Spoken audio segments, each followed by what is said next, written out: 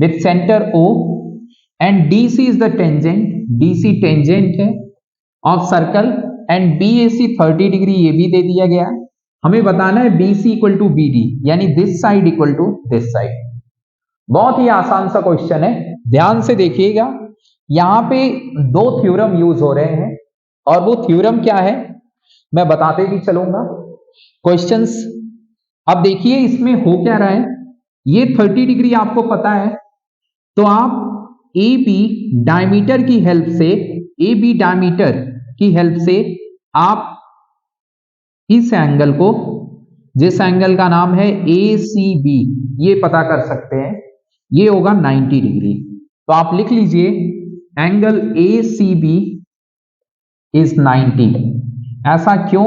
तो semi circular angle जो होता है, सेमी सर्कुलर एंगल, ये हमेशा 90 डिग्री का होगा।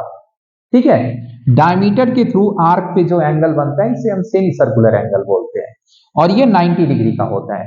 अब ये 30 है, ये पूरा 90 है, तो ये पता कर सकते हैं कितना हो जाएगा, 60 डिग्री हो जाएगा कि नहीं, हो जाएगा ना 60 डिग्री। अब ये 60 हो गया, ये 30 है, ये 90 है, कंप्लीट हो गया ये पूरे ट्रायंगल के सारे एंगल्स। अभी देखो ये साइड यानी OB और OC इक्वल है क्योंकि दोनों रेडियस हैं। OB और OC क्या है, इक्वल, दोनों रेडियस हैं। तो ये 60 है तो ये भी एंगल कितने डिग्री का होगा, 60। समझ रहा है, क्योंकि अपोजिट साइड्स इक्वल है तो अपोजिट एंगल्स इक्वल होंगे।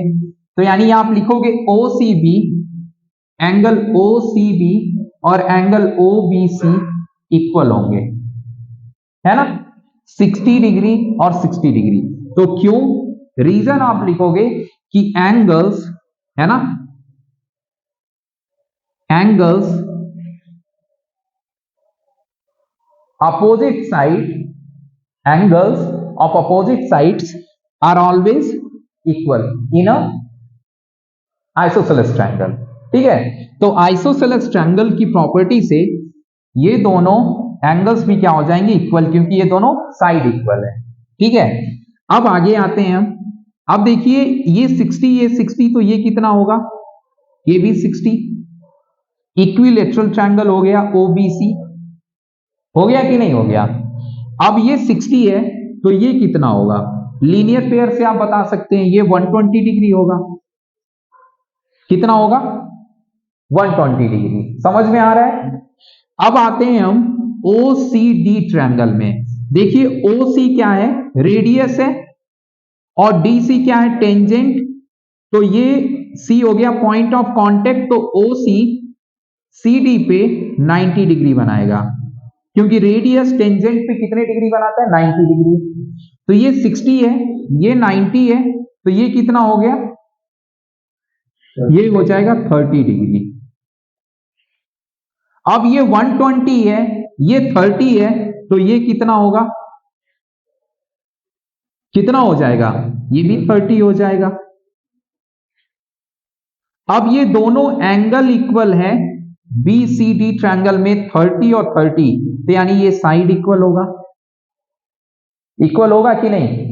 अब देखिए आप यहां पे ध्यान से, हमें प्रूव क्या करना है, BC इक्वल टू BD, आ गया कि नहीं आ गया, BC इक्वल टू क्या आ गया, BD, हो गया कि नहीं, क्योंकि ये 30 तो ये भी 30, तो हम लिख लेंगे BC इक्वल टू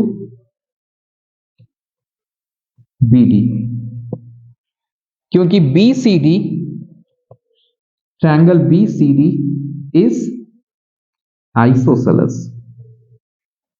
यही हुआ ना, समझ में आया, समझ में आया कि नहीं, बहुत आसानी से हो गया। ओके, तो अगर हम कंप्लीट एंगल्स पे फोकस करेंगे तो ऐसे क्वेश्चंस आसानी से हो जाएंगे। ठीक है, यहां पे भी आप आइसोसेलेस ही लिख लेना, ये OCB और OBC ये ट्रायंगल लिख लेना, OBC इज आइसोसेलेस। ठीक है, आइसोसेलेस, आइसोसेलेस और सेमी सर्कुलर, मैंने बोला था ना दो ही प्रॉपर्टी यूज करूंगा मैं, दो ही थ्योरम, एक तो आइसोसेलेस का यूज हुआ और एक सेमी सर्कुलर एंगल का यूज हुआ, है ना, और दोनों से ये चीज प्रूव हो गई, BC इक्वल टू BD।